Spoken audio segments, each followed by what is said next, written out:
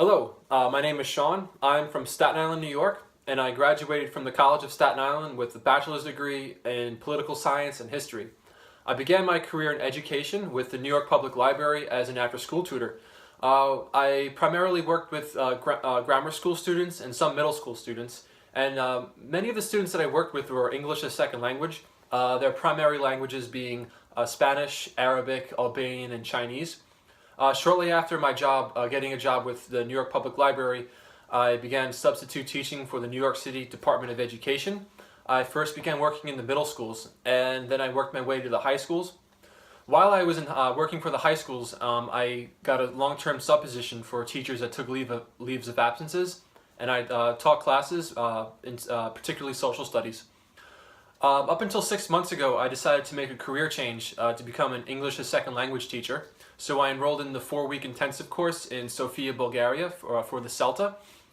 I decided to do that to make this career change because of my three loves. First being and foremost being teaching. I love teaching. It runs in my family as far back as my great-grandmother to my grandfather to my mother, onto me. Second would be traveling the world. I love traveling the world. I've been all over Europe, Eastern Europe, Western Europe, and even parts of Asia. And then immersing myself in new cultures and in different countries with different alphabets and different languages and ways of life.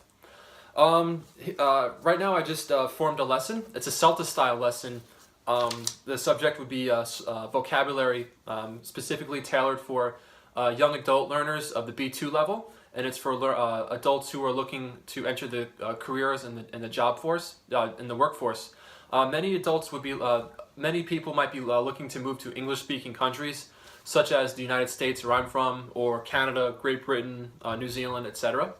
So what I'll do is, since I don't have a smart board for the slideshow, is I have the actual vocabulary words in hard copy paper. And I'll start off something like this.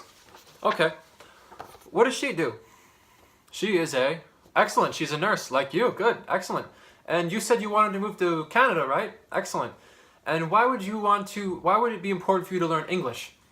Good, different types of medication, you have to know what the medication is, the doses that you would be giving your patients. Good, excellent. She's a nurse. And what does this man do?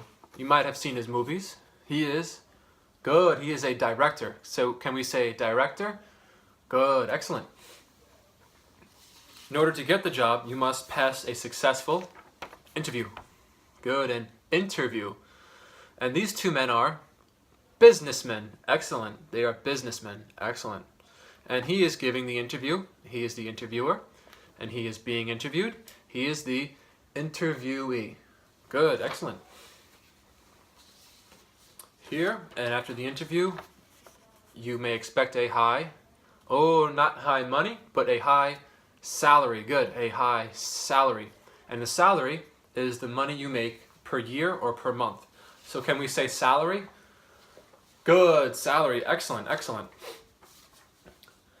And if you get a job working for one of these companies or corporations, you will be working in the private sector. Could we say private sector? Good, excellent, private sector. And good, excellent. We have Mercedes-Benz, and as you pointed out, good, BMW. And if you're looking to move to the United States, it is important you learn about public sector jobs because you may have to get residency or apply for citizenship to work for the government or work for the people. So where do people work for the public sector? Good, they work for the government, they work for the people. Excellent, good, a firefighter. A firefighter works for the local city or in the United States, or local city or a local county. Excellent, good. Okay, so everyone please get into pairs. So you two work together, you two work together, you two and you two. Excellent, good. And I'm going to pass everyone each group is going to get one of these and one of these. So basically what I'm doing now is I'm transitioning from the introduction phase to the presentation phase. And the presentation phase is a matching exercise. And each group will get cards of the definitions and cards of the vocabulary words. And they're going to match the definition with the vocabulary word. So I shuffled these together, and so they'll take them out of the paperclip, and so they'll see works for company, and they're going to look for the vocabulary word that matches, and that would be private sector. So they'll match that. And same thing goes for public sector. Works for the government, and they'll match that with public sector. So while they're doing that, again, like I'll walk around, see how they're doing, look for different types of patterns of not just what they're getting right, but of what they're getting wrong. After that would be more so of a narrative reading, and that's good because first we did the definitions, and now we do where we actually read. So not only we're just doing a straight-on vocabulary lesson, but we're getting some reading done too, and we'll also be getting into some speaking, and we'll see that later in the free practice and free production. So I'll pass this out. And again, they'll be in the same pairs or a small group if it's an odd number. And they'll read the sentences and they'll fill in the blank. So I'll walk around and see how they're doing. Okay, can you please read number 1 for us? Excellent, and what did you get for number 1?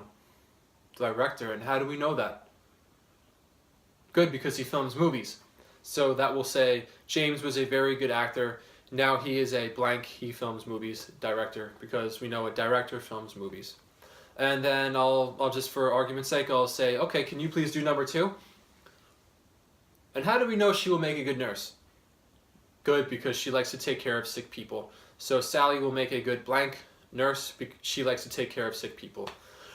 If you notice, what I like to do is I'll call on someone from this side of the room and someone from that side of the room. And what I do is, that balances out attention to students. I'm not giving too much attention or lack of to a certain student or side of the room. After that would be the free production portion of the lesson, and that is into 2 parts. And this is the mock interview, like a little interview. So this side of the room will be the interviewer, and this side of the room will be the interviewee. And the interviewer, each interviewer will be given 1 card. And each card shows a certain profession. So this, the interviewer would be a doctor, and they would be looking for a nurse. And with the certain qualities that they would look for would be able to work long hours, is good with working with people, is caring, and enjoys working in a hospital or medical environment.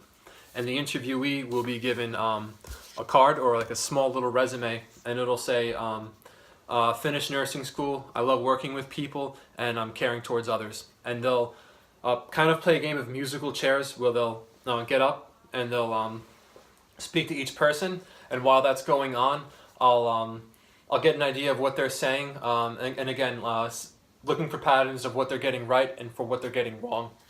So I'll make sure that they get that they're in the right group or the right pair, and then the interviewer will give a little mock interview questions, and they'll ask the interviewee certain questions, and then we'll sit down after that, and then I'll ask the interviewer, okay, and you were a good school principal, and what were you looking for in someone you want to hire?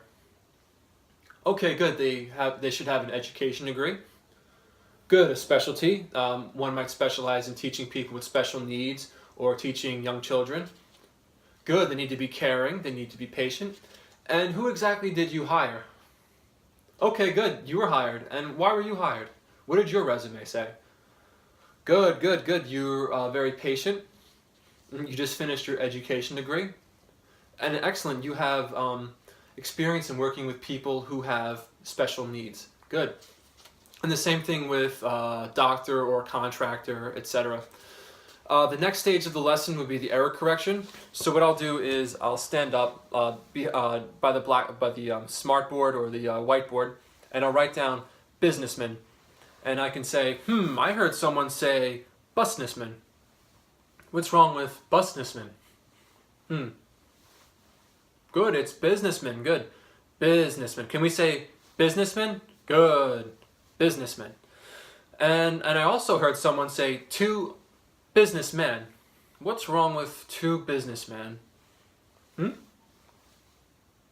Good. Two businessmen. Good. Businessmen. I am a man. Excellent. And if he and I were to stand together, we would be two. Good. We would be two men. So one is man, two is men. One is businessman and two is good businessmen.